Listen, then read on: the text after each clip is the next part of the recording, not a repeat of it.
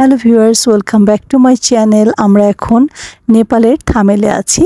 তো থামেলে অনেক ঘোরাঘুরি পরে আমরা একটা থালির অর্ডার দেওয়ার চেষ্টা করছি। তো এখানে আমরা নেপাল খাজা ঘরে এসেছি। আর এখান থেকে আমরা এখন এই যে চিকেনের এই থালিটা অর্ডার করব।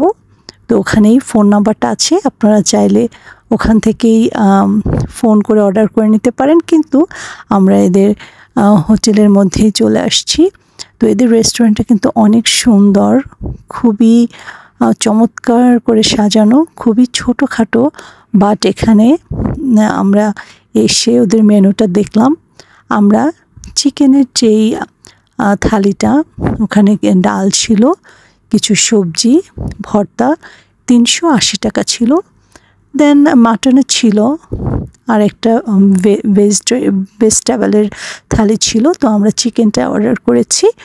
তো আমরা এখানে 10 মিনিটের মতো ওয়েট করেছি। খুবই সুন্দর করে ওরা ওটা প্যাকেট করে আমাদেরকে পার্সেল দিয়েছে।